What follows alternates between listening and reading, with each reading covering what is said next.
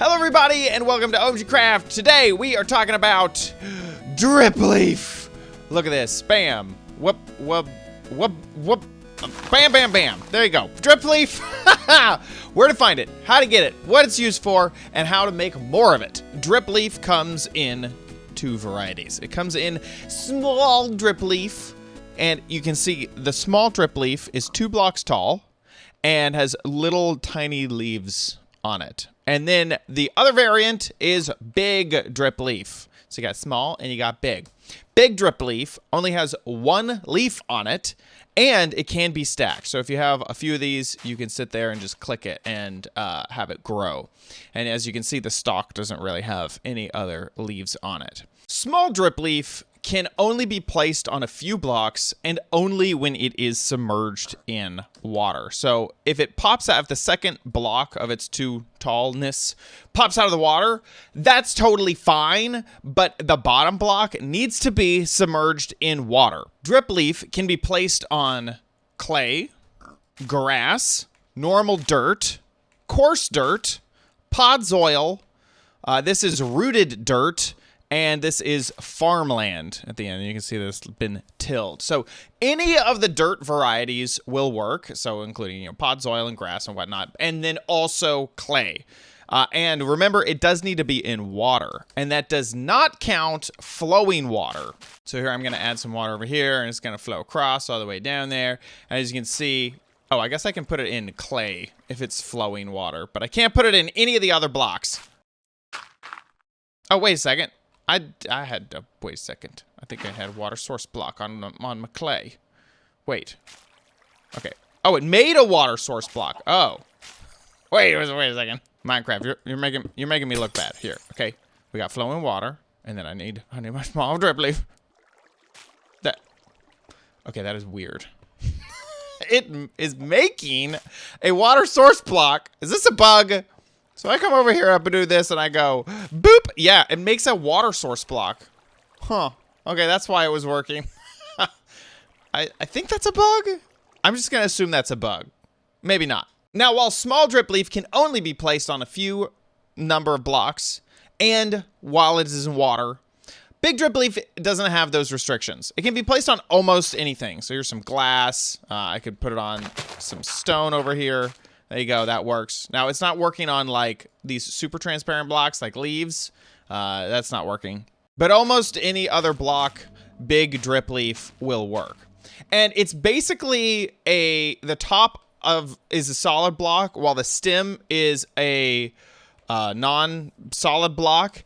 And it can be stacked up, so you can just add to it. Now, it's not like scaffolding where you can just click the stem or anything like that. You do have to click the top, and then it will grow. Now, you probably know this already, but big Dripleaf has a behavior that when you stand on it, so I'm jumping on it right there, after about a second, it will start to droop, and then very quickly after that, it will fall, and that releases the player. So it's a solid block for a temporary amount of time, and then when the leaf stops drooping, it's back to a solid block. How do you get these blocks in Minecraft?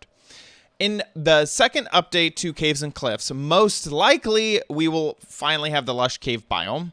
But as of recording this video, we don't have a lush cave biome that naturally generates in Minecraft. And that is where these are supposed to be found. In the meantime, there's a workaround which you can get these plants from the wandering trader. So I have a wandering trader over here.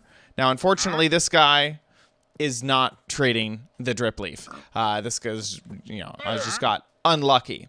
So make sure that you do have on wandering trader spawns. Some worlds can turn this off in the game rules. So make sure that wandering traders are allowed to spawn in your world if you want to get Dripleaf. So we're going to spawn in some wandering traders here kind of live to see how many it takes. So I guess we're already at 3 if you can. Oh, hey, look at that. Okay, I got lucky. I got lucky, folks. But there you go. The small Dripleaf. It only costs a single emerald.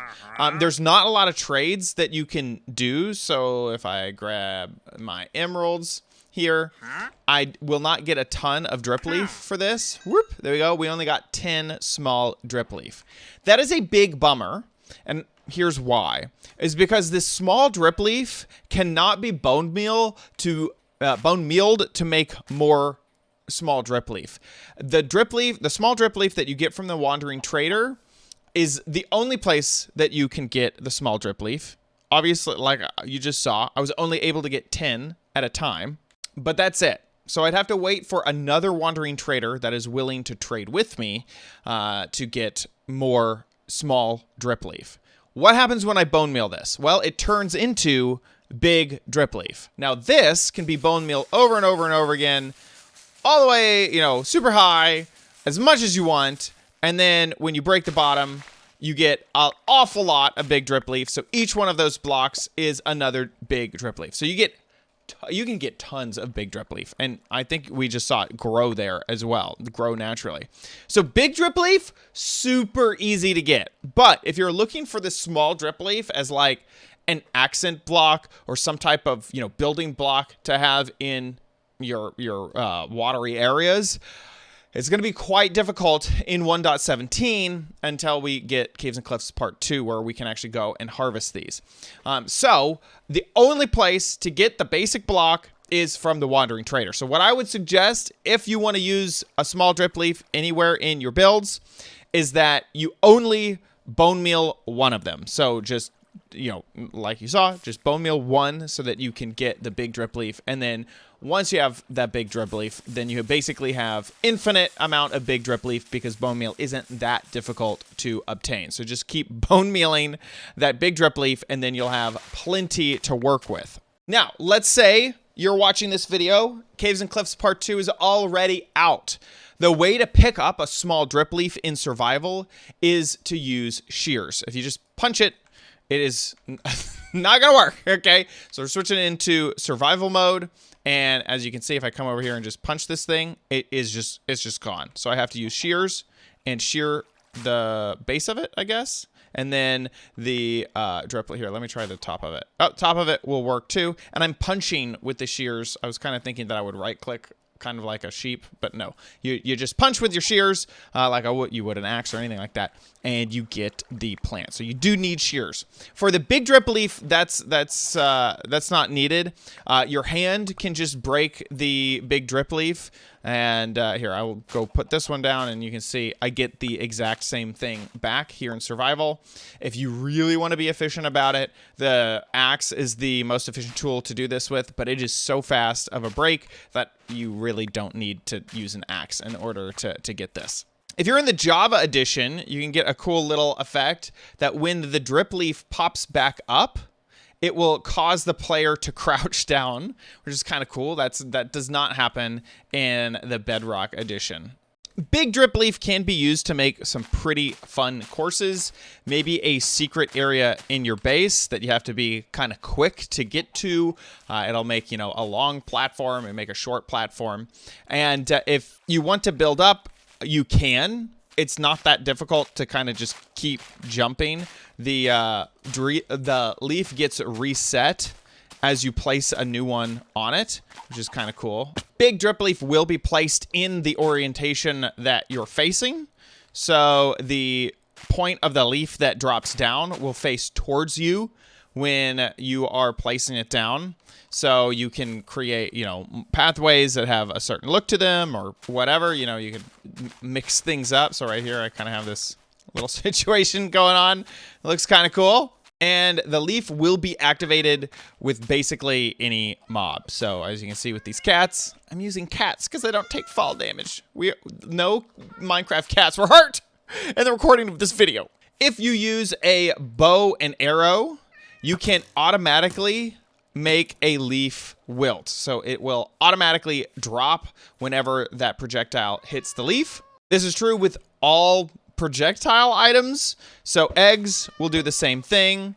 Snowballs will do the same thing. And even tridents will make the leaf wilt. If you don't want the leaf to wilt, you can power it with redstone. And I can spend all day on it. It's just like any other solid block. Now you do have to power the leaf with redstone. So I'm going to break this one right here, and I'm going to only power the stem of this block. And as you can see, it will still fall. So it's not the whole plant that you power with redstone. It's just the block that contains the leaf if you want this to stay up there and not move around, which is kind of cool because you could hide your redstone. So in this situation, I've hidden the redstone so I can actually step on all of these leaves as much as I want. And what's going on here is I have the redstone hidden behind the wall, and there is a redstone torch going into a repeater. That repeater is going through the block, and so it's pushing the redstone signal all the way through the block to hit the leaf. So that's really the only way to hide your redstone. And so it might be a little bit better if you could just power the bottom stem, because then you could do something where just only the bottom is hidden, and that's how it works. But you can hide your redstone to make sure that your leaves don't wilt. Finally, something that may not be very intuitive, that may catch you off guard if you're building with these, is that if you break really any part of the leaf, the entire thing will break. So I kind of had it in my head that, let's say, oh, I placed one block too many, and I could just break this and the leaf would go down to the next block. Well, that's not true. And that's true in this behavior works in creative and in survival. So if I'm here in survival and I just try to break that leaf, trying to make the leaf go down one block, it will break the entire stack. So keep that in mind, that is a little bit of a different behavior from other things we've had, like sugarcane, where if you break the bottom, the whole thing breaks, which, you know, kind of seems like what's going on here, or coarse fruit or something like that. It doesn't have that same behavior. If you break any part of it, the entire stem and everything will break. And there you have it. That is basically all there is to know about small dripleaf and big dripleaf. Let me know your thoughts in the comments. Are you going to build with this? Is it too difficult to obtain at the moment? Like you would build with it, but no thanks. Don't want to wait for a wandering trader, so I'll just wait till 1.18. I really want to know those thoughts in the comments down below. Thanks so much for watching. Please watch more OMGcraft videos at the channel. Make sure you subscribe for future videos, and leave a like on this video. And a huge shout out to those of you who are YouTube members. You get videos early, and you also get access to my survival Minecraft server. Thanks so much, and we'll see you on another video. Bye!